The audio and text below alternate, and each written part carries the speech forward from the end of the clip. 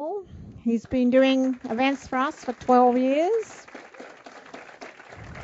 And now our special guest, the one and only Paul Thomas Anderson.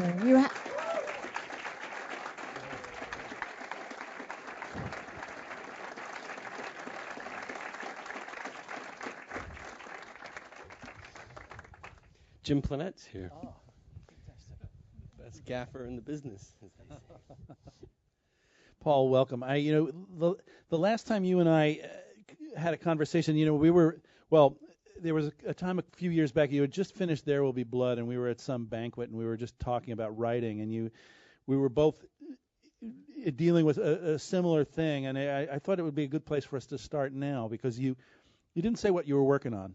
I kind of, in retrospect, I think it might have been The Master, but it was right after There Will Be Blood, and you said that you had been working on something and you were very excited, but there was something new that was taking over inside it, and you were puzzling over whether to follow it or not. You're basically, just catching your breath to kind of jump in. And I guess the first place to talk about it, just about writing, is about surprising yourself and going with the surprise. And does that relate to The Master? Am I? Because it seems it must have been. It must have been. I mean, that sounds exactly right. That sounds exactly like something that I'd say, particularly at that time. That the kind of. I mean, I don't remember it exactly, but I do know that feeling when you're done with something, and just enough time has passed that you're clearly moving on to something else. And it's a great time because, in some ways, you get your energy back, you get your excitement back, and anything becomes possible. It's not you've been working so long finishing a film, you're finishing something, and it's it can be depressing actually towards the end because it kind of is done and it's out, and there's a sadness that happens, and then you get to writing, and there's just a world of possibilities. At any turn, something could inspire you or get you excited again, or you're working with something that maybe you've had pieces of, which it sounds like that's exactly what was going on, and something happens, you write something down, or somebody says something, and there's a world of possibilities suddenly again. It's a great time, as maddening as it can be. It's a wonderful time, and particularly because, yes, there's a road in front of you, but it's not costing anything. There's no clock ticking. There's no people sort of. Yeah. There isn't. It's private, which is a great thing. Yeah. Watching The Master. Part of the excitement for me. Maybe a hint off that conversation, but it seems to be something that when it happens in any movie, I trust it. In The Master, you get us involved with Freddie Quell, played by Joaquin Phoenix, and you don't know where it's going or who, because he manages to surprise me in each new scene. Mm-hmm. The previous scene does not predict the next one, and then when he wanders by that boat and then he gets involved with Lancaster Dodd, okay, this is even anticipating he was going to meet the guy because there's promotion of who's in it. It's like, okay, this is not following the way he's on the boat and he doesn't have the conversation with me, and I just, could you talk about? I think, a lot of the arguments people have about the movie is, who's the protagonist, and I'm wondering how much was that your argument even with yourself? Well, yeah, God, it's funny you should say that. It reminds me of, there's like a voice, our voice of reason tends to be Dylan Titchener, who's the editor. He didn't end up doing The Master fully, but I give him things that I'm writing, and he'll say things like really strong classical screenwriting things to me all the time, like, well, who's the protagonist, And usually I'll, throw the pages at him and storm out and say, what the fuck, but he's there to kind of provide these questions, sort of pushing.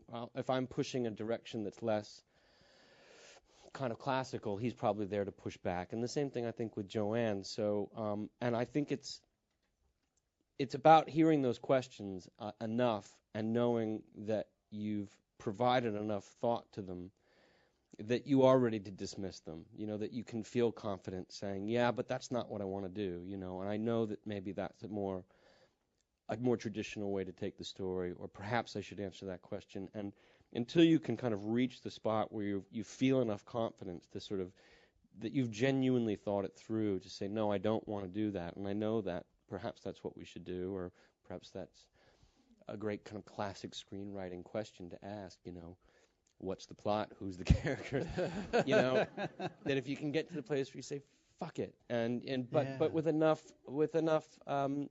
I guess with enough authority and confidence, it just means that you're trying to listen to some other part of yourself that's at work, and so I don't know. Well, it's an interesting problem, and it's great that, well, let's take, Lancaster Dodd, for instance. If you say what is a protagonist, who's the protagonist? It's like, who's going to transform the most? That would be the classical thing. That's right. And so, okay, here's Freddie Quell. He's transforming where he becomes a salesman in a store, but he's already working on that girl, getting her to drink with him in the dark room. And so it's like, you think it's going to be about them because he's asking her to transform in some way. But then what took me aback just as a viewer, I'm not trying to formulate it, but in trying to understand my reaction later, it surprised me about Lancaster Dodd that he wanted to get in on that liquor that this guy's brewing. Right. See, that it's like it's like, okay, that's why, who's the protagonist? Because who's going to transform here? And it remains the kind of question throughout the movie. So that it's so yeah. But then again, God, you're making me think more about this film than I probably thought about it, which is good. But maybe part of the story that we were telling is somebody selling transformation and the possibility of transformation, and maybe how either impossible that is or how possible it is. So there's a rub there, if you have a character who maybe fundamentally is not going to change, or then you've got a real screenwriting problem on your hands. And I guess the only thing to do is to invest in that in and of itself. Invest in that you have a character who cannot change, who maybe the most he can change is to put a suit on and hand out flyers on the street and not wallop somebody in the back of the head for not taking the flyer. Right. That's enough of a change. Yeah. And I suppose it's probably sort of taking stock and realizing that maybe you're going to tell a story that requires an investment for the audience solely on the characters and at the expense of any possible plot that they might be expecting. And if they do invest with them, then hopefully, ideally, every nuance of their struggle is what makes it dramatic. Right. That every nook and cranny of how that goes can be worth 2 hours. To some people, it probably isn't. It's not enough. Well, it is true too, though, that each of us. We were talking about. We were naming a couple of movies.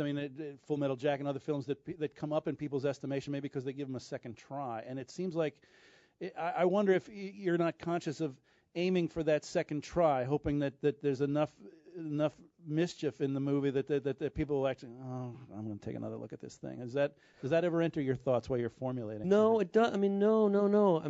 God, it's great. That we've had sort of a weird thing with this film. People really not liking it the first time they saw it, but for some gravity took them back to it again, and they sort of say, "Oh, I loved it the second time," which is weird. We could never attack something feeling like it was obligatory to see it twice, No. You should attack it feeling that it can work successfully, whether it's on a big screen or whether it's on a phone or whatever it is. But perhaps the way that the story navigates and twirls around is not as traditional as it should be. So I don't know. Well, off of something you said a little earlier, you're saying that if the people are there enough, you watch them for 2 hours, and it's like, I feel like that when people come back to something, it's not that you're obliged to see it twice, but that maybe the character was so damn alive, you actually reacted to them as if you met them. You're not seeing a movie. It's like, I hate that fucking guy, right, Right. And so it's like, oh shit, was he right? It's like you meet and you're thinking about it, and you get to meet the characters again. Anyway, that's the sort of weird physics of somebody changing their opinion on a movie after the fact. It's usually there was something that hooked them and they didn't want to have the hook in them. Sure.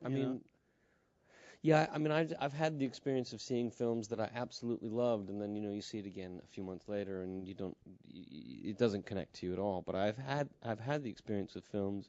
I have it with records too. Like I'll get a record from somebody. I'm dying for their record to come out, and you put it on, and you just go, what's going on? And perhaps it's that you had expectations about what it was meant to sound like, and it didn't. And 8 listens later, suddenly you're like, what was I thinking? This is great. You just kind of can groove into what they're doing, and God, I don't know. But you just kind of made me think. You're talking about, when Freddie gets on that boat there, just talking about rhythms. I mean, I always remember reading like you're supposed to have some, on page 30. Yeah. It was a big action. Some indelible event. And then page 60. And I've always tried to stick to that. I've always thought that was a really good thing to swim back to shore with. And when we were editing the movie and putting it together, my goal was to get to that first scene when they're processing each other. I don't know. I'm hoping everybody here's seen the film.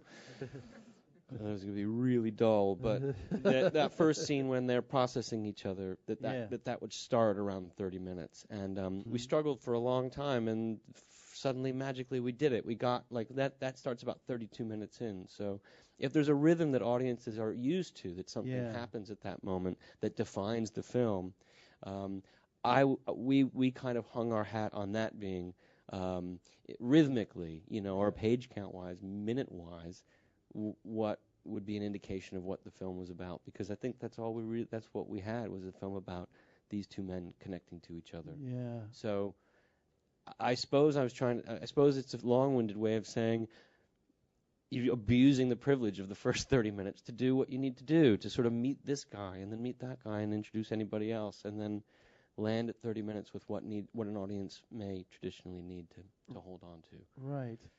Makes sense at all? It does. And something you said earlier about just a guy who sells transformation for a living, right? It draws a good circle around Lancaster Dodd. But I wonder, at what point did that enter your thinking? Was that just something that you were thinking about and you were waiting for the character to arrive, or was the character already in your head and you? Dodd, you're talking about Dodd. Yeah, I mean, did you begin to define him after the fact? I mean, just in terms of your own process, dreaming him up and putting him to work for you. Did you have a theme in mind early going in, or did that emerge? No. Hopefully, if I've ever had a theme in mind, I mean, usually that's just like the worst. You're kind of then you feel yourself writing.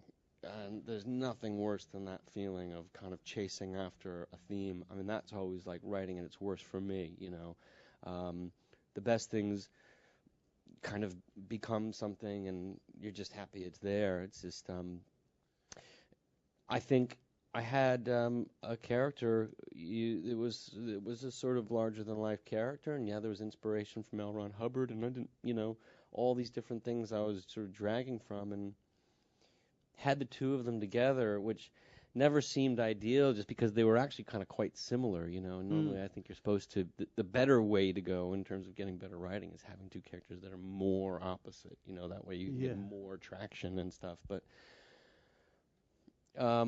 ultimately, if things are going well and the characters are coming out of you, or they're going to guide you how they're going to go. And I lost my train of thought. No, that's okay. Well, let me help. In terms of Freddie Quell, one thing that struck me about him, he has cousins elsewhere in your work, like Barry in Punch Drunk Love. There's an aspect to him that's, as you described, that you don't know if he's gonna. There he is in his warehouse, or is he gonna, bite the head off the guy. He has that same violence bursting up in him in a very different form in a way, but he's somebody who has the same challenge, and in a weird way. I mean, oddly enough, although he's much more articulate and seems to be more high functioning, Daniel Plainview is not far removed from these guys, and so it's like, I'm I'm just thinking, where just what gets you rolling. It seems like there's this guy that you can call upon, and Lancaster Dodd's not that different either, because even though they're alike, I mean, when they're in the jail cells opposite each other, you see, oh, here's the real Lancaster Dodd, or maybe one of the guys in Lancaster Dodd. Right. Yeah. Well, that's the classic thing. You always set out, you think you're writing drastically different characters, but ultimately there's so much in common. But hopefully you find different ways to sort of to deal with them or to manage them. I had a little bit of that Freddie Quell character, just that stuff that was based on. So there wasn't even a character. It was stuff that was based on fact, stories that I'd heard about guys coming back from the war, stories that my dad had told me, stories that I'd heard just around, guys drinking booze out of torpedoes, this kinds of stuff. So, sort of collection of episodes. And I remember at a certain point reading a great short story I believe it's called Bucket of Blood. John O'Hara wrote a great story about a fella. It starts out, he wakes up in a hospital, and he comes to, and he's having this great conversation with a doctor. He's just had his appendix removed, because his appendix is burst on this train, and he doesn't know. He wakes up, he doesn't know where he was, and there's just this great conversation at the beginning of it between a doctor and this patient, this guy. And I started to transcribe. I just wrote it down in the script form, thinking, maybe this would be an adaptation or something. Or, as I've done before too, you sort of steal something if you're bored and you got nothing to do. Yeah. There's no better exercise than just write somebody else's words down to see how they look typed out, just to get you inspired again or to get it moving. And that's what I was doing with this John O'Hara thing. And by the look of it and the sound of it, it seemed to fit with some of these other things that I had lying around. So that character started to come more and more, and you just start finding pieces of them, and you hope that they start to talk to you, talk back at you in a weird kind of, it sounds hocus pocus, but like a weird kind of seance. You hope that you are not there at a certain point, that they're just doing the work for you. That's when it's at its best, Well, it when you were talking about, you hope that you start on it, you think it's different every time, and you feel the same things are coming up. I don't mean to put all those characters on the same petard, but it's like, I remember when Daniel Day-Lewis was speaking about There Will Be Blood at one point, he had actually approached you because he loved Punch Drunk Love so much. And, there's like, and I think that what's going on, I mean, and I don't want to read into Daniel Day-Lewis's mind, but I'm just thinking, I get what I sort of sparked to what he was saying, because I thought, there's something about Barry in Punch Drunk Love that's universal about all men. Even though he's got a condition that sort of puts what every guy goes through, but it's on his sleeve, so we get to see it in him. It's not like, you don't feel it's the same old. You feel something much more true, that it's like, this is a universal thing, and I'm so glad to be seeing this out in front. So so as a dramatist, I don't think you're in the position of having to say the same old thing, but there's something that interests you. Right. And you're setting for the horizon again, but it's like you're moving off the guy you did before, but you're still heading in the same direction. That's kind of what I was thinking, and it seemed like somehow Daniel Day-Lewis kind of caught the gold fever too. He liked the guy that you were trying to find, and Yeah, something like Daniel.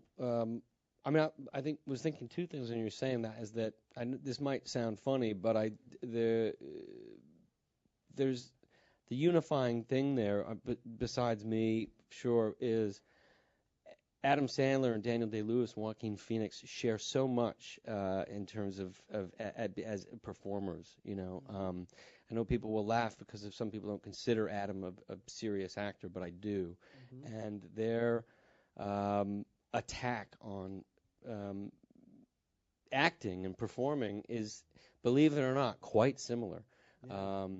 And so a lot of that thing is there. But I was just thinking about Daniel Day-Lewis and that movie, that role. If you to talk about that for a second, is it something so much clearer about that character too, just because his ambition to have a character like that, whose ambition is so clear. I mean, it's kind of can be gold for screenwriting. There's no limit to kind of pushing that thing forward. When you get into something like Adam's character that you're talking about, it is more ambivalent. It is a bit more confused about exactly what the fuck is going on here. Yeah, You know, whether it is mental illness or just basic frustrations yeah. or whatever. You know, it's something else, and thus probably equals box office dollar sign. Well, it's an intangible because one of the things that made me sit up, you know, I mean, I'd enjoyed Adam Sandler and other things, but what you had him do in the first part of that film is, you know, he's sitting in a warehouse without anything on the walls, and he's just wearing a suit, and he's at a bare desk, and not saying, well, he's talking into a phone, but there's no actual dialogue, and I'm watching this guy. I'm practically watching the back of his head, so I'm going, well, there's something going on here that you managed to tap into that isn't. I mean, it's in the staging, but it's also in the physical presence. There's something going on inside this guy that I'm trying to find out. I want him to turn around so I can find out what's in him, and that's a very real wavelength you tuned into with that guy. And it seems that I don't know that's where he is in common with Daniel Day-Lewis and Joaquin Phoenix, because they all have that they have that going on, and you can't name it. Well, yeah, that and you know, for lack of a better word, it's called a movie star. Yeah. You know, I mean, that's like they have some kind of thing that makes them so watchable, and you film them with a movie camera, and you can't take your eyes off them. It's if all of us had it here, we'd be movie stars. You know, it's like fuck. But just to talk, I love that you're talking about Adam and that film, because I like that film a lot too, and I have to say that was something that I wrote specifically for him. You know, that was like a ground-up creation to kind of write something for him. And I didn't really even know him. I just kind of had a sense of him and had a desire to work with him and a desire to kind of mix things up at the time when I was writing. I wrote it very, very quickly. And I have to give, you know, if anybody likes that film, it's just because of Adam, because it sort of exists because of him and wanting to get to know him and allowing him to do something with him. So. And you get to do something very, I mean, I don't know if it's complex, if complex is the right word, but it's like you're asking, here, what I loved about it, you know, and when I revisited it, is that here's this guy, he's got all these things, the seven sisters. I mean, that's like a fairy tale character, you know, he's like Snow White. No, he's a guy and he works in a warehouse. But then he gets into this conversation with a girl on a porno line, and you know, she's asking him all these hot questions. Are your pants off? And I was like, no, I've got all my clothes on. Are you jerking off? No, it's just, you know, he's like, and in a weird way, he's being really nice to her. He says, and he's talking just about his life. So he's this guy with all these chivalrous instincts. Mm-hmm. And because of these chivalrous instincts, of course, the girl on the other end is feeding it to her guy, and they're going to blackmail him. So no good deed goes unpunished. Here he's being chivalrous, and he's getting screwed. Mm-hmm. And it almost ruins his life. And then he has to actually become a real chivalrous guy and go out and slay the dragon. So it's a very primal little story. And I guess it's such a pleasure, and it's so unexpected, the dangers he gets into. You just don't expect it. But I was wondering, in finding, you say it came together quickly. Did you have a sense that he was going to get into that kind of phone call, or did that surprise you the day that you were writing it and suddenly he's in a conversation with that girl? I mean, just it would.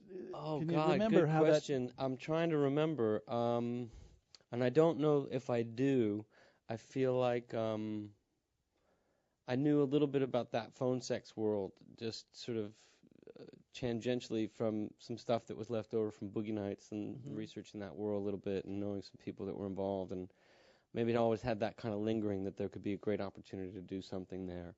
And you know, stories that I'd heard of sort of blackmail situations and stuff like that. And but the fairy tale thing you're talking about, I suppose I remember, you know, maybe there was some like half-cooked ideas or things that I wanted to do when I wrote that movie, and more than anything, it was trying to just like completely find a new way to work. With Jim, we just made Magnolia, and that was like 100 days of my life and 3 hours long and all like heavy-duty stuff, and I just remember like the last thing I wanted to do was that again. So it was just like how to keep it fresh and how to kind of like shake that off. And the thought was like to make something that was small and bite-sized and attack it in a different, and just work in a different way. And you know, 190-page script was just, that's insane. So it was just like how to do something. The films that I loved, that I was watching, I was really inspired by at that time. I was watching Adam's films just because they were on all the time, and I was like, they'd come across TV, and I loved them, or everything that Woody Allen does. That was the stuff that was floating my boat at the time that was making me happy. So trying to do that, probably meant not lingering too long with it, just writing fast and just trying to follow first instincts and trying to kind of just dig away and not get too hung up, not get too up inside my head and try to write impulsively. I mean, those are the things I remember about writing that, and sort of went away for a month and said, well, I'm going to come back in like 6 weeks and I'm going to have something. And I did, and it was kind of pretty good. It was probably about 75% of what we eventually did. And we just started shooting.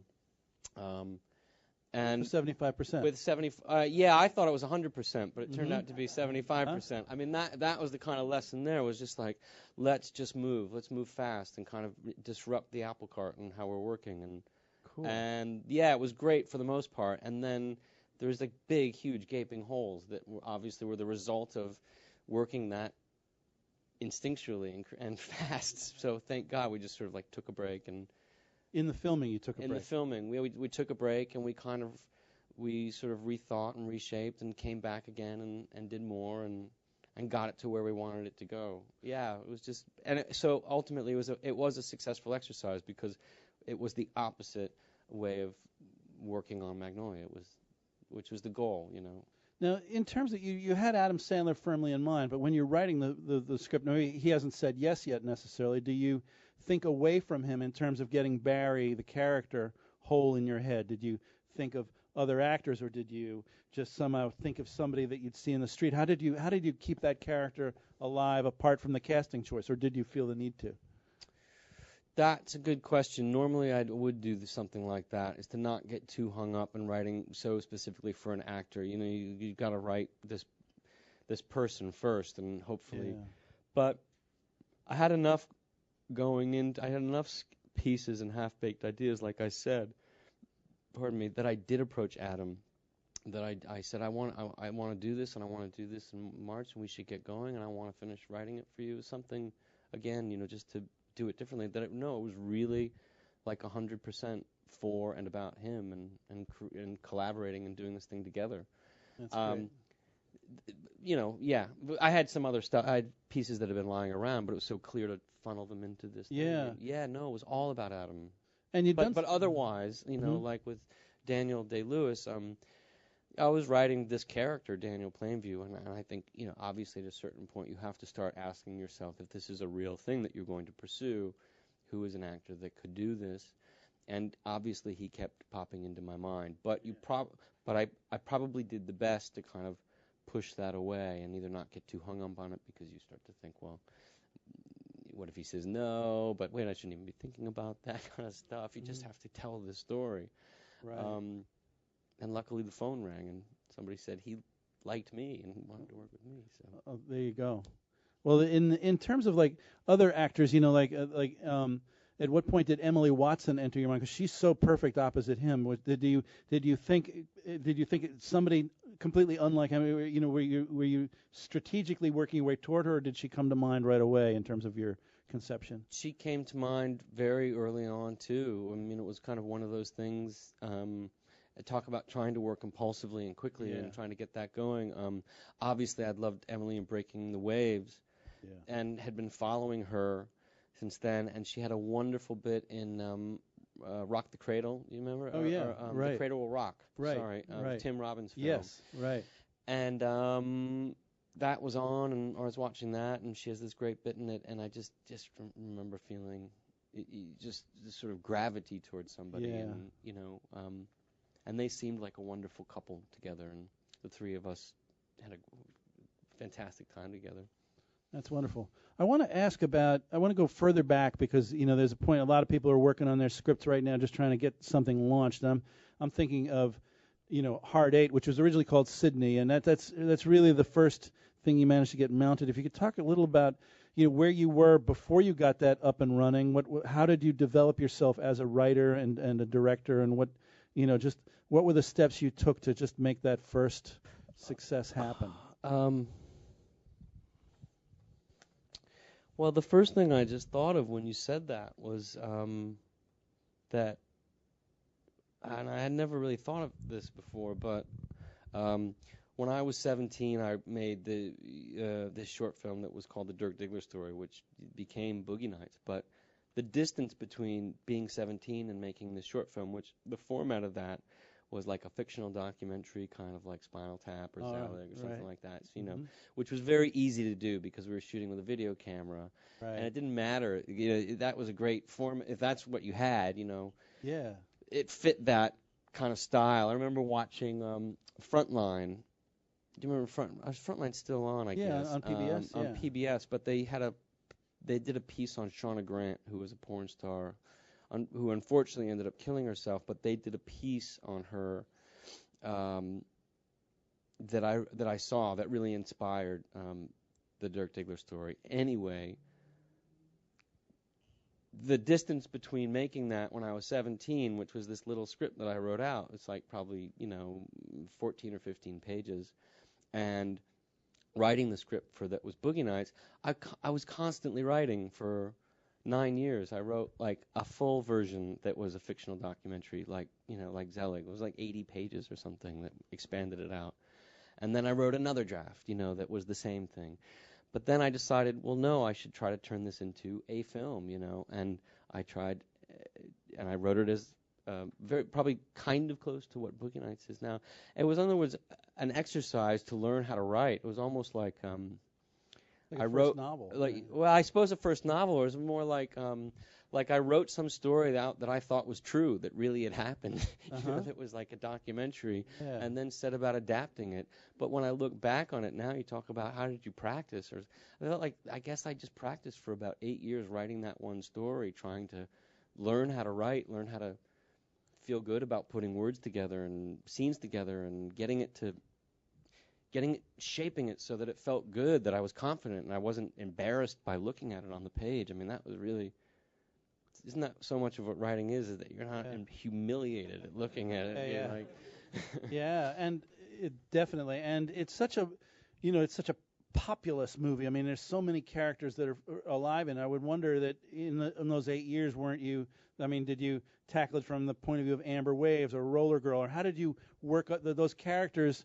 Did they take over for you sometimes, and you leave Dirk Diggler behind while you just get to know the others? Sure, absolutely, yeah, absolutely. I can, that's exactly, Now I'm remembering. You'd follow a character and you'd write about them. You could write like little short stories about all of them. There was lots of stuff that I would write about Amber, that character that Julianne Moore plays, and sort of relationship with her ex-husband and her relationship to her estranged son. She has a son, I think, that survives in the film, and there was much more about that, or there was much more about every character, really. And I hadn't really thought of this until you asked. That this is probably because it probably is part of the reason why the movie, watching it again recently, I mean, you feel the weight and extension of the characters. You feel that something's going on down the hallway, even if you can't see what's going on. That's good. And so it's a great feeling. It's exciting to watch a movie and feel that. But I think that for a writer, I wonder if it's a challenge, or if you could talk about the challenge of what to leave in, what to put out. Is there a way you're making those decisions?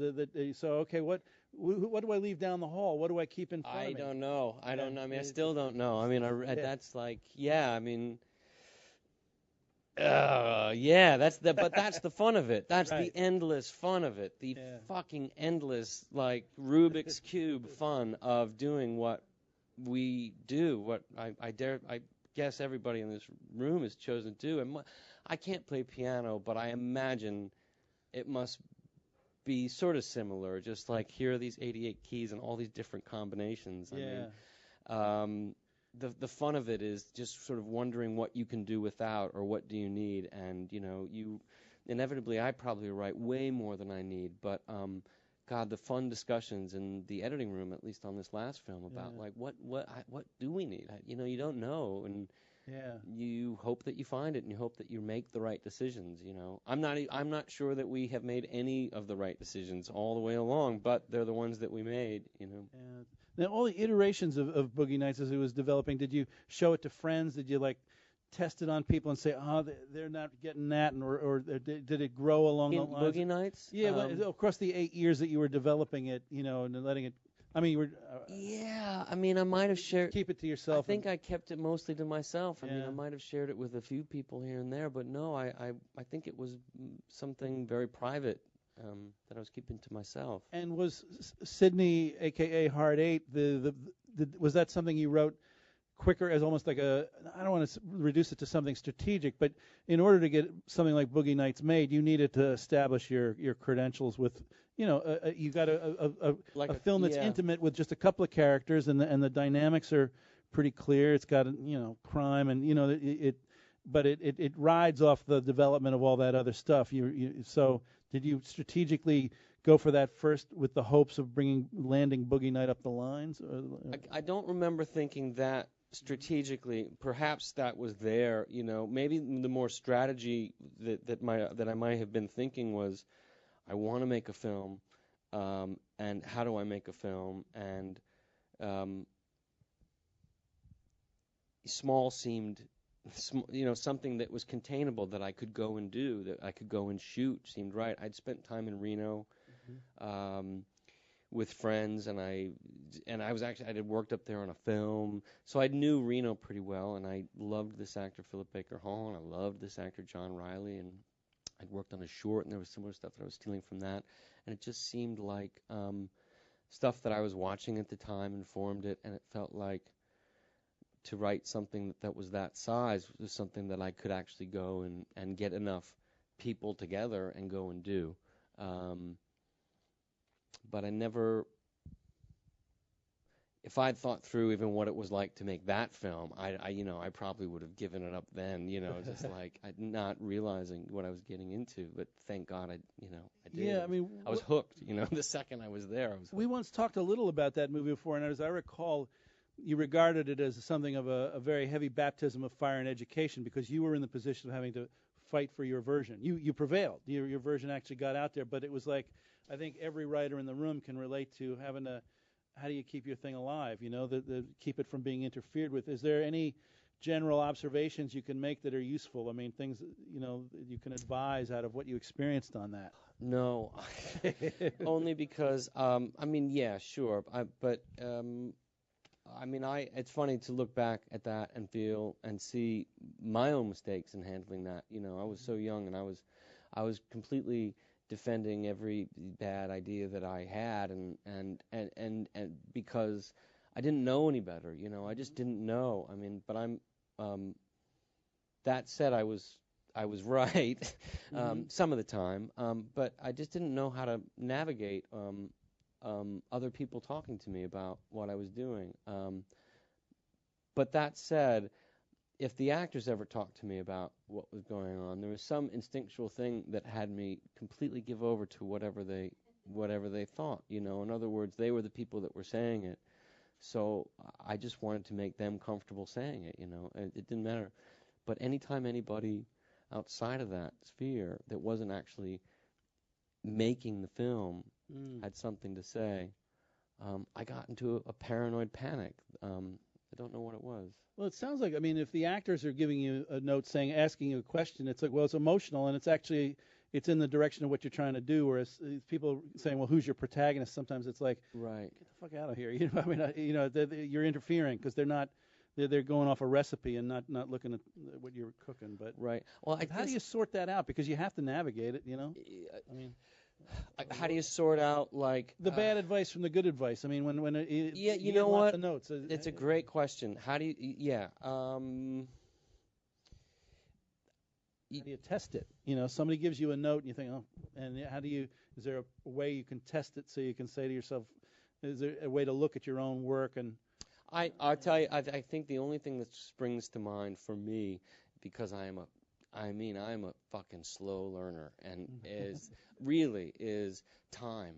If somebody sort of made a suggestion to me, I usually kind of tighten up and I panic and I couldn't tell what was going on. But somebody makes a suggestion, and if I have 2 days to kind of sit around on the couch and think about it, I don't care who made the suggestion. I'm going to steal it and it'll be my idea. It'll be great.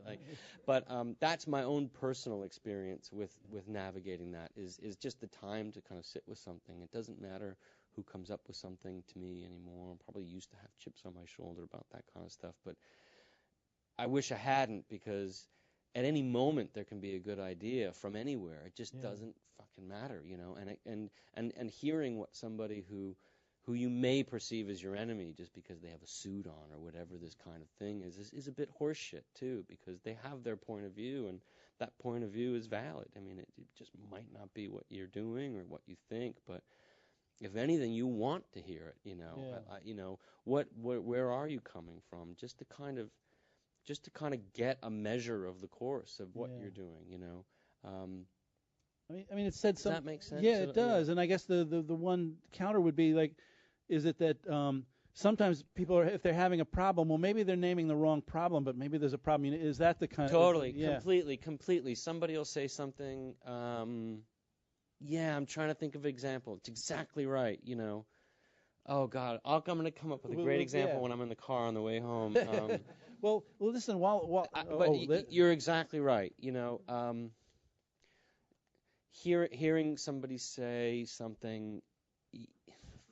You said it best. You know, no, it's maybe somebody has a problem with a scene in your thing, and maybe it is that scene, but maybe it isn't. Maybe it's something that's around it. You know, something that's hovering right around it, and there's a solution that's just within reach, and trying to ascertain how to deal with that.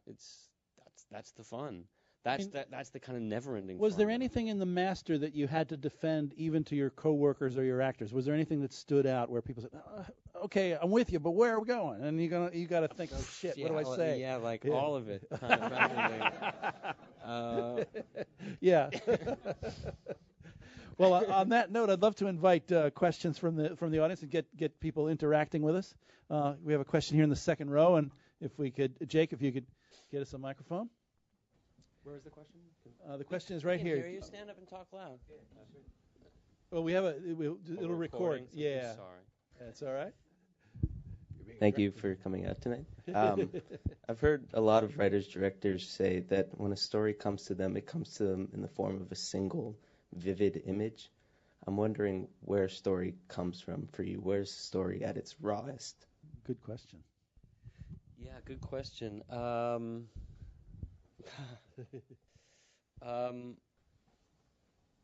I've never had that. I mean, I've never really had that experience of a single image that as vividly as that. Maybe I can remember Magnolia. I remember seeing Melora Walters' face looking into the camera or something like that. That was a really strong thing. But other than that,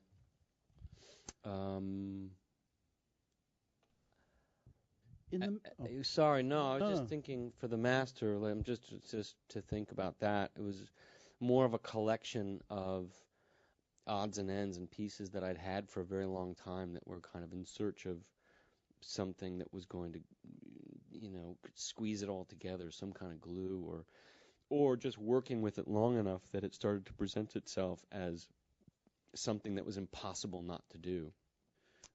You know, because if you're writing something and it's going well, I mean, you know, your fucking house would have to burn to the ground for you to stop, you know. I mean, that's, you know, but if it's not going well, the slightest distraction of a bird outside or, you know, the phone ringing or, you know, will take you away, you know, you could care less. And maybe it was just working with enough things that I had that it was getting to the place where the house could have burned down and it wouldn't have mattered. I mean, to focus on The Master's imagery for a moment, you know, there is something that's very arresting about it. That's, I wonder how it interacted with the narrative when you were conceiving of it, because a lot of talk because you shot in 70 millimeter, you know, and it is particularly valuable to see it in 70 millimeter. I found because what stays with me are a couple of things. It's like, I mean, the image is, of course, Freddie Quell lying on the sand woman, which is an image you return to. So it becomes an image that we take away with us from the film.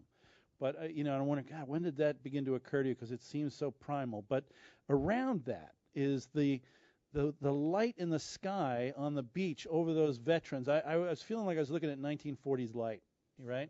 And it reiterates when he's accidentally poisoned that poor farm worker, and he's got to run across the field, and we're zapping along, you know. And it's the same light. And it has to do. It's an intangible. Mm-hmm. It's made tangible for us reading about it because we know it's 70 millimeter. But it's like, okay, you were chasing something, and was that off this question? Were you early on in the writing kind of chasing that kind of light, was rather than an image? Was that the thing you were going for? Yeah, God, what's the quote? It's always night, otherwise we wouldn't need light. Thelonious Monk said that. Okay, I've got two things that popped into my head when you were saying what you said, and I know this is a writer's, thing, Great Guild Foundation thing, so you're not supposed to say this, but that kind of thing with the Sandwoman that we have in that film and all that stuff on the beach was like, it's the kind of thing when you just write, and the script, it just says, Freddy's on the beach after VJ Day. That's all I wrote. Wow. Because I had nothing. I had no ideas. I just knew we needed to do something on the beach, and so it was like, that was more the director took over. It was like, but the idea as a writer was to not write anything, to kind of leave it, so like, to kind of hopefully you find things, and it was the last thing that we did, and along the way, Jack Fisk kind of came up with these pictures of these sandies, they call them, sand dolls that they would make in the sand, and sailors would have, and we saw those pictures. It was just too good not to try to do one of those, and so the sailors that were extras that we had would make them, and you talk about the light. I mean, listen, good light is good light. You get lucky if you got a nice day and all that. Yeah. But when talking about 70 millimeter cameras, is that the fun of working with any kind of old gear is that you hope and you pray that as much of a pain in the ass as it is to work with, you hope that whatever little ghosts and critters are inside those cameras that have been there, that have been used before, hopefully they'll seep under your film and maybe give it some good karma and you can go back out. So that when they're not breaking down, hopefully those ghosts.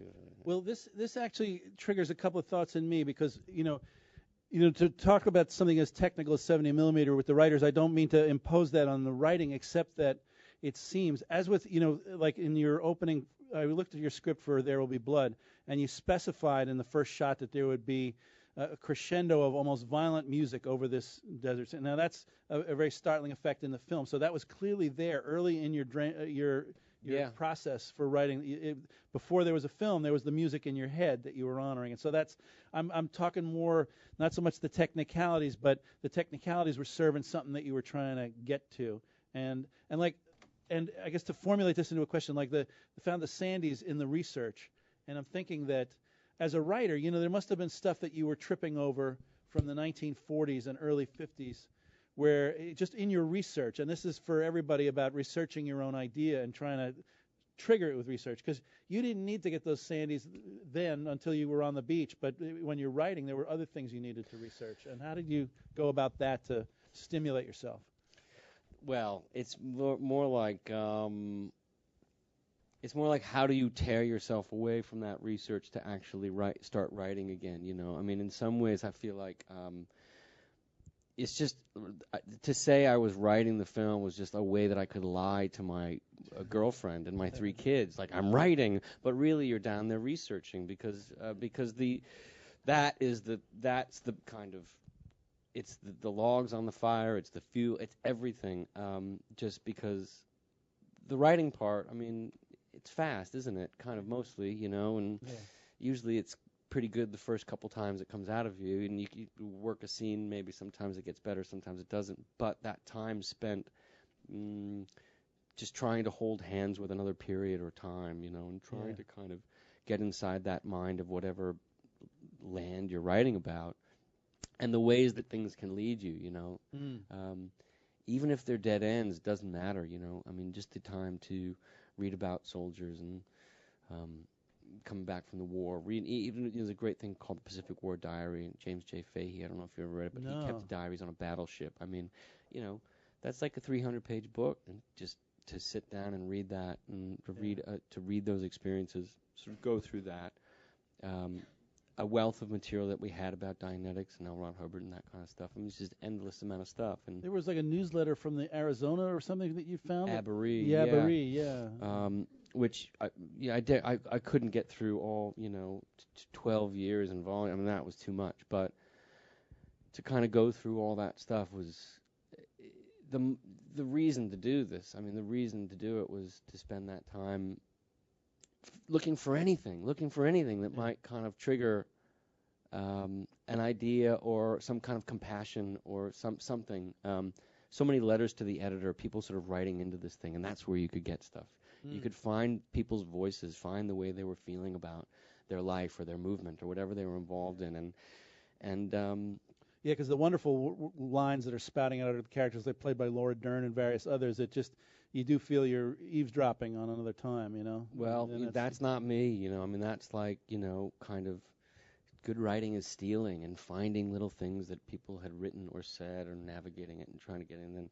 And that is the fun, I have to say. At least right now, for me, that is so much fun. I get off on that. That's what really floats my boat, is being able to do that stuff.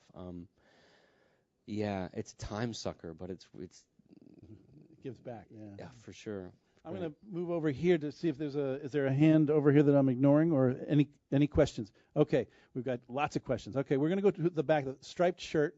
Keep your hand in the air. Yep. And then I'll get to the next questions.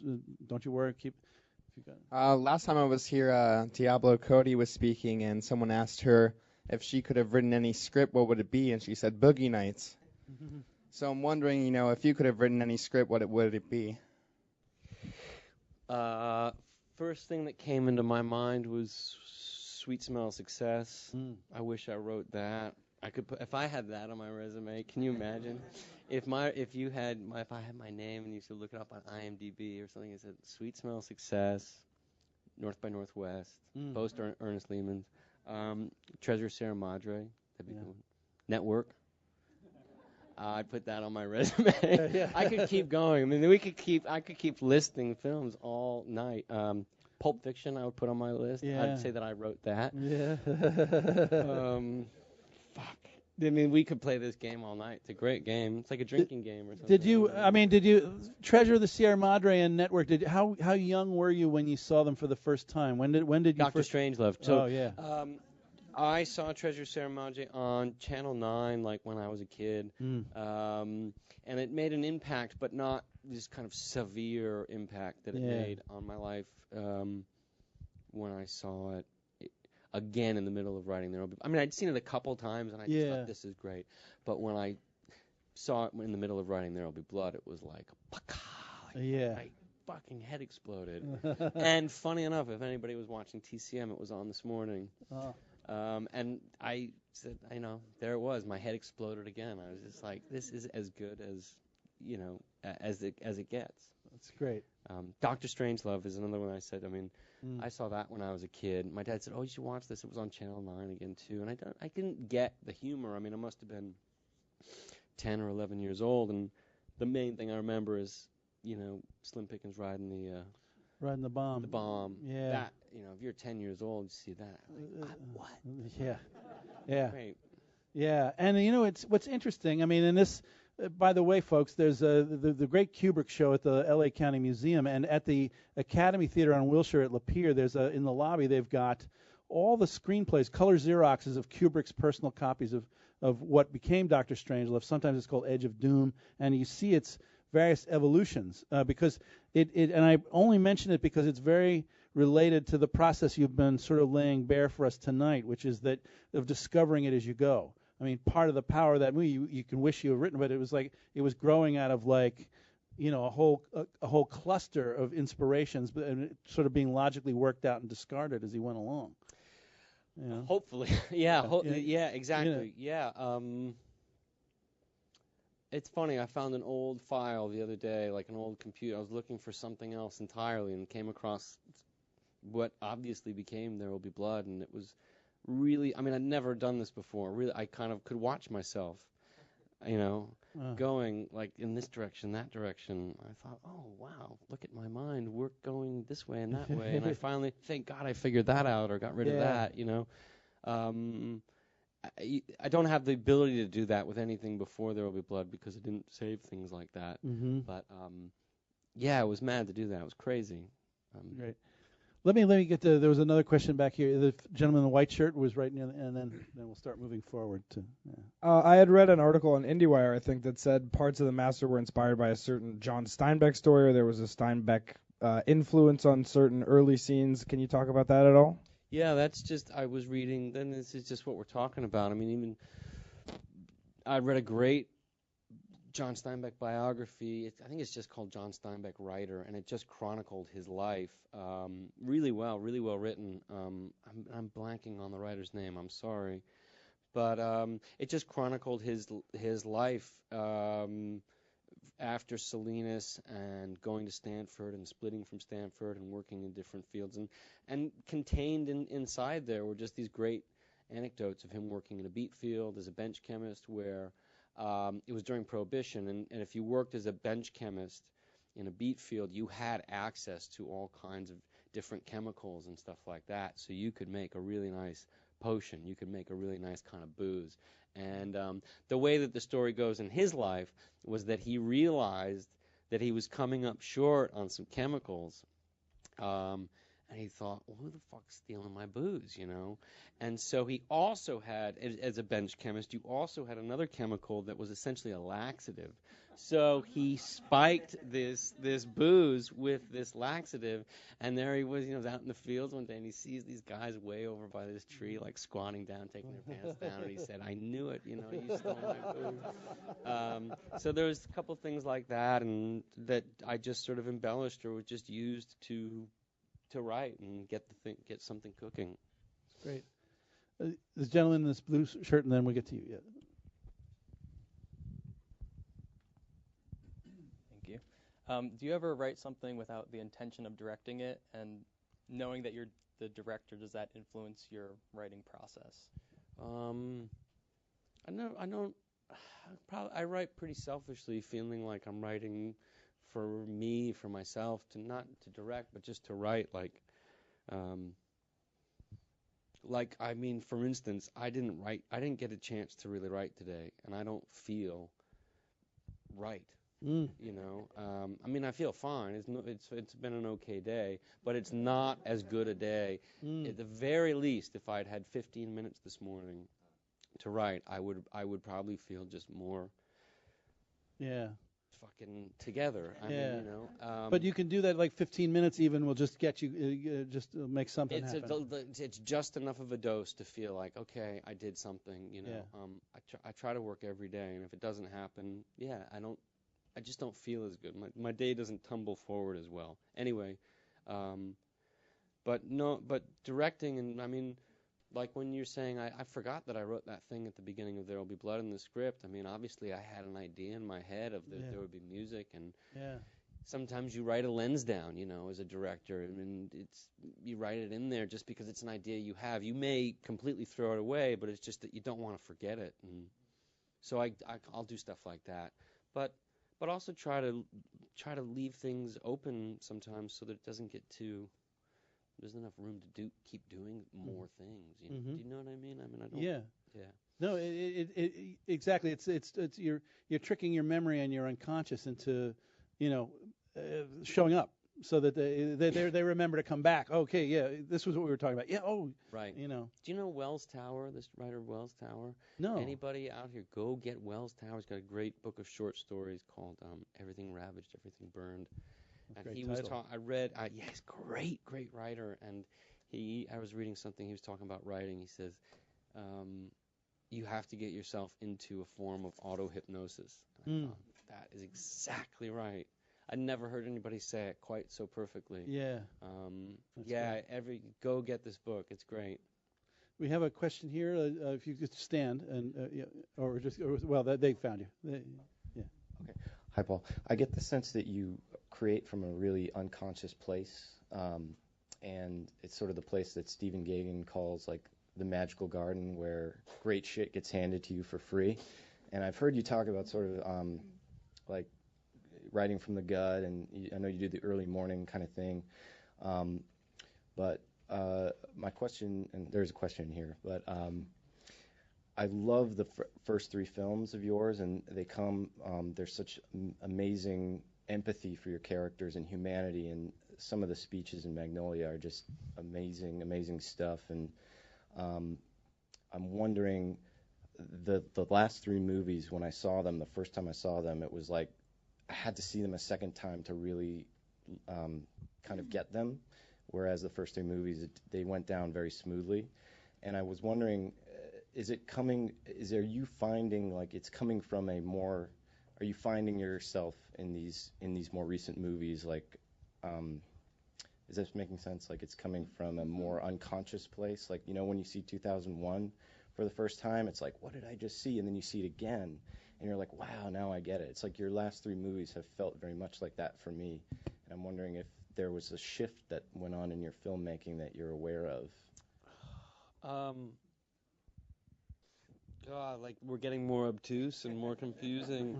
Well, Or perhaps just reaching further. The 2001's a good analogy because after Dr. Strangelove, okay, what he could have done another comedy after that. He goes way further out. Right.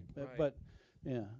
Are you? And I guess the question, in trusting your unconscious, do you worry about getting ahead of your own curve, or how do you stay? No, I mean, you just you have to be I suppose you're gonna have to if you're gonna.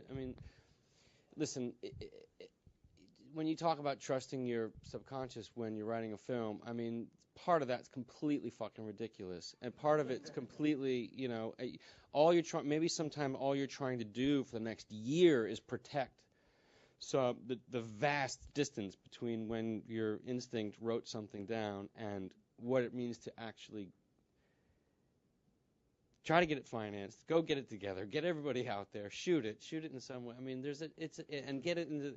By the time it reaches the theater, that gulf, between whatever your gut was doing and something else, your brain's had a lot of time to kind of think about what's going on. And so I don't know if the film business is the best place for that kind of intuitive filmmaking, intuitive thinking if you can do that. But I guess to answer your question, I feel like with Punch Drunk Love, when we made that film, something seemed to feel, I don't know, based in all the insecurity and kind of like panic around during the making of that film, we kind of the people that I work with, sort of emerged with like a newfound confidence. And as funny as that sounds, just a different way of working, a different way of feeling good about what you were doing, or a confidence. And that's not to say that you get so confident that you don't still get, just stricken with bouts of confusion and depression, but that's okay. You kind of know those things will change, and you trust that they'll change. But that felt like a little bit of a kind of, maybe just, I don't know, a different way of working, and it felt more us. It felt like we were just somehow getting into our own skin. I was getting into my own skin, and the people I was working with felt. We just had put enough miles between something. But that's not to say that we're not all completely still baffled by what we do, but we maybe enjoy it a little bit more. Well, off this gentleman's question about, in a sense, the question seems to be the theme under it is also challenging yourself. Because sometimes, it's not that you have to see a movie twice, but sometimes an audience is challenged by what you tried because you challenged yourself. It's not becoming more obtuse, but it's like you didn't want to do the same thing twice. You gotta try and do an extra somersault, but and the audience will challenge itself and come back to, Right. But I guess in relation to that, looking at, say, Magnolia, Magnolia is a movie where it feels like you challenge yourself to do something really wild, and you're doing, it's like a trapeze act. You've got all these characters sort of flying, and they're flying in symmetry, almost like in formation. And it's good because it keeps you. They're all following one curve, but there's a lot of them, And it was it's like juggling. You're keeping a lot of apples and oranges in the air. And with Punch Drunk Love, you got to a kind of simplicity. But are you tempted? You've moved in different directions even from that in your more recent films. But are you tempted to go back to a kind of symphonic sort of idiom like you were in Magnolia again? Is there any kind of movie that's calling to you now, or do you see yourself doing something, a broad canvas like that again, anytime? I don't know. I know. Hard to ask you about. No, I know what you mean, but I'm not into the stuff that I was into when I was making that film. Yeah. I'm into different films and different different stuff that's just getting me off and making me feel excited about making films, and whatever that's going to be, whatever crops up that you see that just suddenly kind of gets you excited about films again, or you kind of have to rely on that. It's going to just spark something in you that's going to push you a certain way. I mean, I'm completely obsessed right now with Archipong, whatever his name is. They call him Joe. He made Syndromes in a Century. You know, the Taiwanese director. No. He's fucking great. You gotta see this stuff. I mean, it's the Syndromes in a Century and Uncle Bon and Me, who can recall his past lives. Oh, Uncle Bon and Me, I've seen. Yes. Okay. Wow. All right. Maybe you didn't like it, but No, I liked it a lot, but it was one of no, I loved it. See, like but that's but it's not a movie like I wish I could make a film like that. There you go. mean, but I guess that's where like. No, and it's funny about Uncle Bon and Me, which is it's a strong recommendation, but it is, I don't know, it trying to explain. If I had to try and explain it to somebody, it would be like the great Orson Welles line that a filmmaker should make movies innocently the way Adam and Eve named the animals, because that's not a movie like I've seen anybody else make. Right. You know, and sometimes you can even. I had to think, how do I know that name? Because it's like I even forgot it, and then it's no disgrace to him, but it's kind of like my mind kind of left it behind for a second because I don't have an easy handle to put on it, except that you say it and I go, oh yeah, that film. Okay. Right. Well, it's like anything. I mean, it's kind of like, last night my two girls, for whatever reason, got out of bed at like 10:30. Like, obviously, they were up chatting away in the room. They were supposed to be asleep, and they came in, and I was making a sandwich because I was starving, and there was something playing on TCM, which I don't know what it was. It was obviously like I didn't look at the display, but it was basically just like a series of vignettes, performance vignettes, two girls playing piano, two girl acrobats that were sort of walking in this crazy. It must have been like mid-30s, late 30s, and then a kind of comedian who literally ate everything, starts smoking a cigarette, eats the cigarette, starts taking apart his suit, eats a vaudeville act, plays playing a harmonica, eats it, and it was like, talk about inspiring, but just watching these kind of vignettes, it was like the kind of thing that you see that just gets you going again, and then you could see my first instinct was like, I want to do that. That looks like fun. That looks like so much fun with performers and getting a camera like that. And those are where these inspirations come from, talking about going back to something. I never want to go back. Fuck that. Yeah. I mean, I want to keep going. I want to keep finding new things that are exciting to me and keep, I don't want to go back. That would be fucking horrible to me. No, really. No, I get you. No, yeah. I don't want to be neglecting. Good, we got questions over here. Let's get the question against the wall, and then we'll move across this way. Hi, I came in late. I'm sorry if I distracted people at the door. Just want to apologize. But hi, I guess my question. Yeah, I ruined the evening. I'm sorry. But I guess my question was, what's always attracted me to certain films is the character development. And the reason I think I've enjoyed so much of your films is just how, I guess, deep you go into the character in the film, even though it's not always it's not really apparent to other people I've had watch, like There Will Be Blood and everything. They just kind of see it as a movie, but there's so much more to all the characters. And I was wondering if you had like some sort of like system in developing, like if you keep like writing about the characters, like as you're writing the screenplay, if you develop like a whole background for them, or if it's just the way that you write, you like there's so much to them. Question mark. Yeah, I have like a computer program that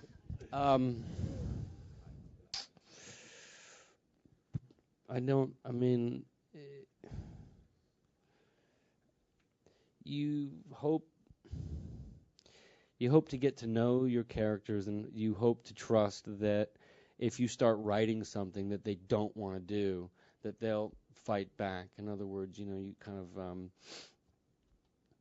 whatever. If you like There Will Be Blood, hopefully you try to write a scene where Daniel suddenly kind of becomes a really nice guy, and starts donating money to charities or whatever, or he learns sign language for his son or something like that. And you should try to write that scene. You should try it on your character and just see how long they let you do it to them before they reach out from inside your typewriter or computer and just smack you across the face and say, "You're fucking kidding yourself." That's not.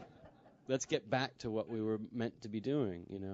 Does that make sense? Yeah, it's interesting too. I'd point out that in the script which I was reading today of There Will Be Blood, when you introduce Daniel Plainview, you don't describe him physically. You simply say Daniel Plainview, late 30s at this point.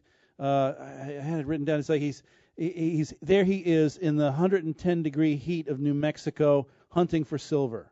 Right? It's all you need. It's right? all you need, right? That's probably too much already. I could have taken but it's more all words action. out of that. Right. But it's action as opposed to adjectives, and it just seemed like. And as I checked everywhere else in the script, it was like, there's no mood, no purple, no just it was all just whatever the heck they're doing, but it's in contradiction to wherever they are, like 110-degree heat. Right. There's a physical element of I mean, conflict. I was taught, I don't know where I learned this or who taught me, but like screenwriting is not real writing. It's not. You're not writing a book, I mean, you're writing the basics, the situation, where they are and what they're doing should really say everything, and leave room for an actor to do something. I always just felt like that was that was good screenwriting. That if good writing was kind of belongs in books. That screenwriting should be as absolutely as economic as possible, so that the filmmaking can take over, so that an actor can take over, so that the camera can take over. That it's best. It becomes invisible. I mean, I think I got that early on because actors. I was friends with a lot of actors, and they say, have scripts. They say, we don't read any of that shit. We just read what our lines are. So it's like, well, if they don't read it, why write it? Right. We had question. The next question, there, and then we'll get to you. Hello. The San Fernando Valley, or the whole valley, seems to play a pretty big part in a few of your movies, and maybe most. So I was wondering if there is anything that maybe still kind of lingers, whether it be like an affinity or just like what kind of influences or impressions did that place, that area leave on you as a writer? And also maybe when does location come into play as a writer into your stories? Well, obviously, the same way probably for anybody here that's where I was born and that's where I was raised. That's where I live now, and so I can only assume that's a huge that's a huge that's a huge part of who you are, a huge part of what you've learned and where you've come from. As tragic as that is, I mean, I wish it was someplace cooler or more, but that's what you got. So you try to, I think the second part of your question is something about. I'm sorry, but I didn't understand exactly. Do you mean if I had a mother? Into the microphone. How much, where in the writing process? I mean, you have There's location. Characters, yeah, right. but and how much do you like to give attention to it in the actual script? Oh, yeah, no, good question. I mean, well, good question. I don't really know. It's like, if you've got a story like Boogie Nights, it can't really take place anywhere else. I mean, I suppose it could. I suppose there's other places where pornography might have been made. Well, Boogie Nights and Magnolia both are appropriate to San Fernando Valley specifically, right. But the California that you portray in There Will Be Blood is like what it has in common is the same bare desert, and it's in The Master too, but it's when the motorcycle's in the desert. There's something that calls to you about those bare places, those wide open places that seems to be in you like a watermark wherever the characters are wound up. I mean, listen, the place that a story it takes place makes a lot of fucking difference to what's going on. I mean, it does absolutely. And I think the way, like in The Master, for instance, it's no accident the way that they start off in sort of San Francisco, they make their way over to New York, and that movement doesn't last very long in New York City. I mean, it makes sense. It's sort of New York City, get out of here. They go to Yeah. Philadelphia, and they're in And Freddie Philadelphia. Quell doesn't last very long in Boston. He has to get out to the Exactly. Right. Freddie Quell, doesn't last very long on land. Wherever he's he's much better at sea. You know? I mean, that's location. Having a character that obviously is so much more comfortable when he's at sea than when he's on land, or take him to the desert. I mean, so take one of your characters and put them somewhere where they maybe don't want to be or they don't belong, and see what happens. Things will happen. Things inevitably will happen to people when they're out of place.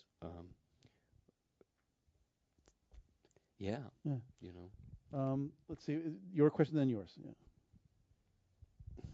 I'm wondering how you construct a story. I mean, it sounds like you get a lot of inspiration and research, and you really get wrapped up in it, and you find all these gems. I mean, do you take all that and sort of just dump it out on the table and rearrange things, or I guess? Yeah, that's exactly right.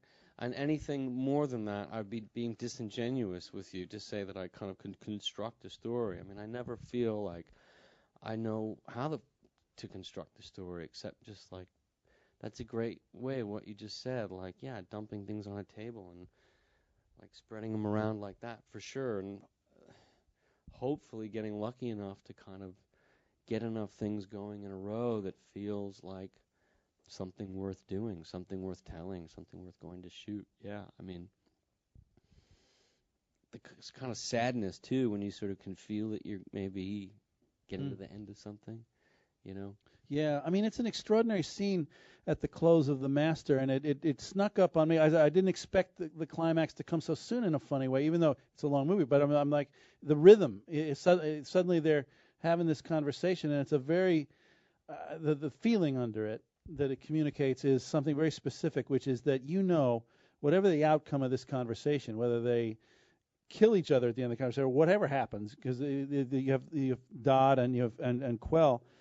This is the last conversation they're ever going to have. Mm-hmm. They both know it, too. They're looking each other in the eye, and there's even an odd smile on Freddie Quell's face, which is actually, I think, helping us as viewers anticipate where this is really going. Mm-hmm. And Dodd is almost like fighting that cruel little smile on Freddie's face, because they both know that this is the end of the road for their whole relationship. It's a really interesting thing to feel.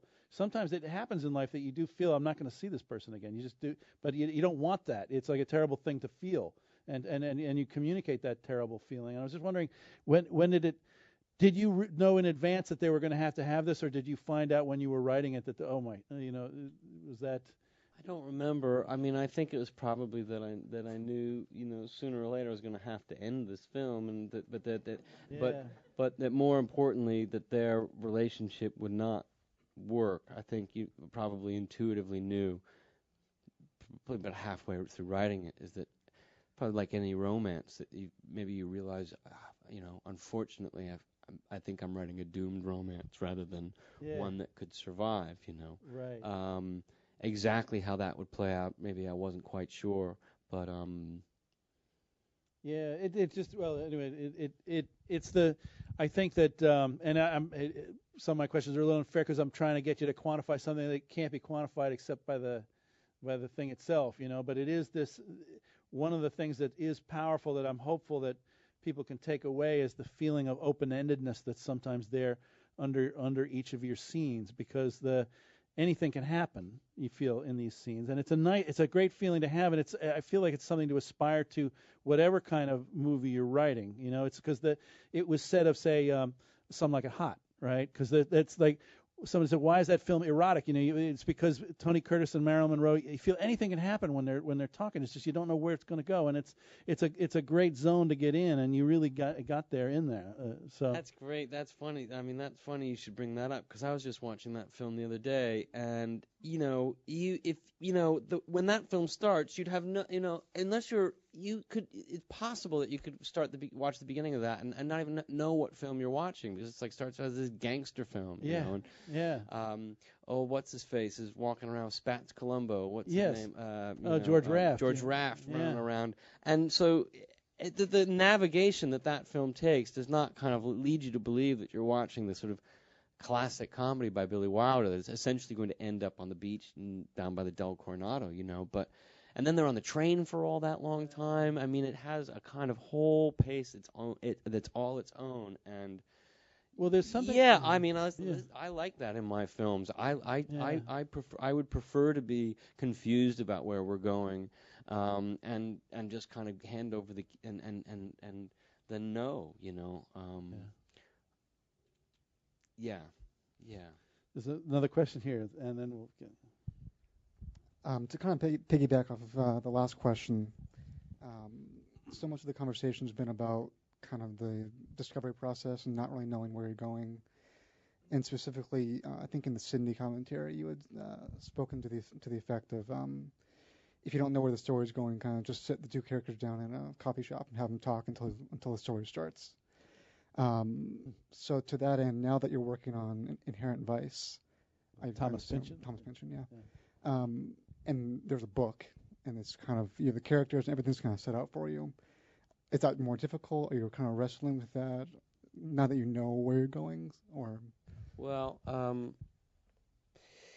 it's nice just because it's different, you know, just because it's different to be adapting a book, and that's the most important thing, is just keep an excitement going about writing and not ever be stale with it. And I mean, right now, if I felt like I was having to start back up to write something, I mean, I probably just wouldn't probably be doing it. I'd just be so tired and exhausted. But the thrill of going to work every day is the thrill of working with someone else's amazing words and throwing them around and trying to see how they go together. And it's no less fun than coming up something from the ground up. If anything, it's right now for me, where I am in my life and my writing, it's more fun. It's more rewarding. I'm getting more out of it because it's not something I've ever done before, and that's fucking great. You know, it's like so nice to be looking at words on a page that you didn't write. You know, you're so nauseated with stuff that you do, and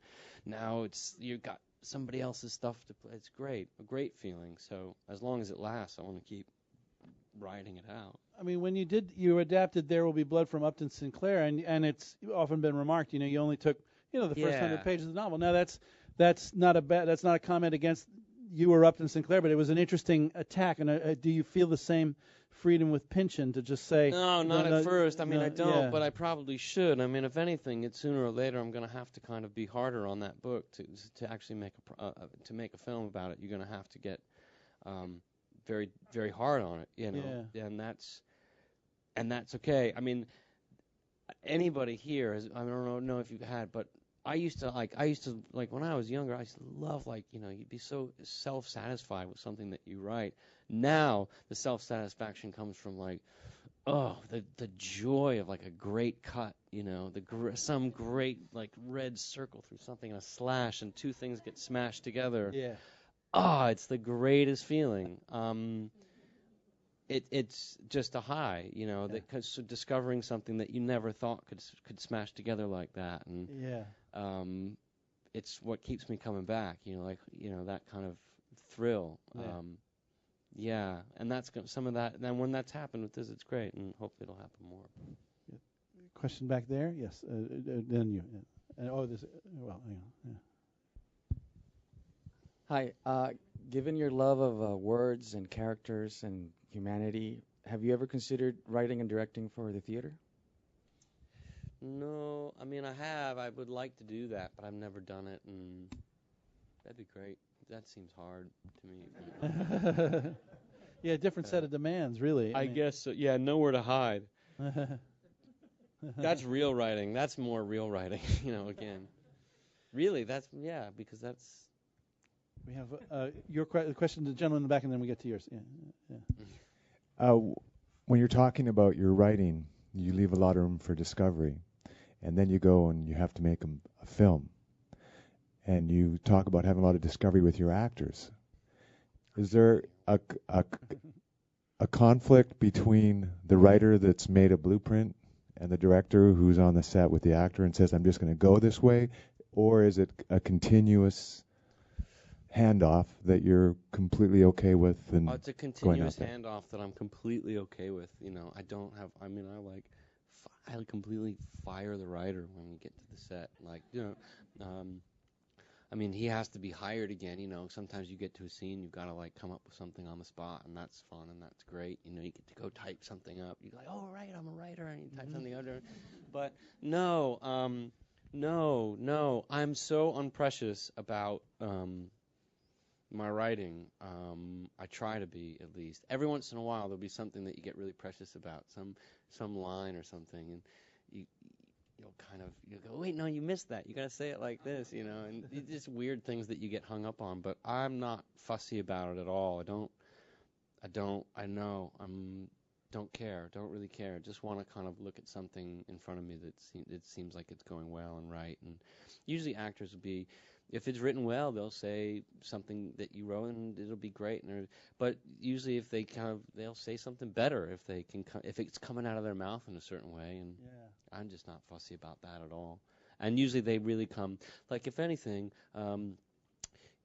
you know, I write too much sometimes. You know, we had a scene like in The Master with Freddie and his Clark, the great actor Rami Malek, who gets married to the daughter-in-law. Anyway, they're going to kick the shit out of John Moore, and there's a walk and talk on this street that we did, and Rami had this, you know, unfortunate mission of kind of spewing out all this dialogue that I'd written him about how he met Master and what's going on with him and everything. I mean, it was like a page of what I thought was really good writing, you know. And like the day before, Joaquin's like, well, so you want us to kind of say all that stuff walking down the street? I was like, yeah, it's gonna be great, you know.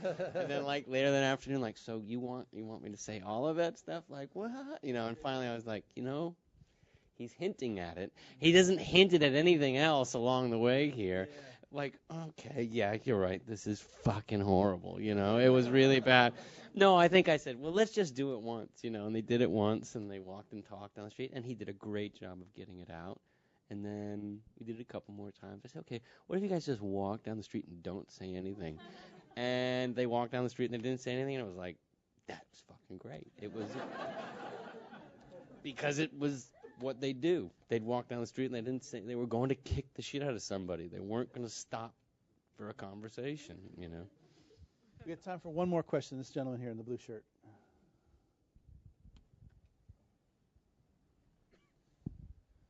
Hi. I was just wondering, how many of your stories are based on actual experiences versus sort of seeking to explore something that you've never done before through writing? Boy, that's a great question. That's a great question. That's heavy stuff, man. Well,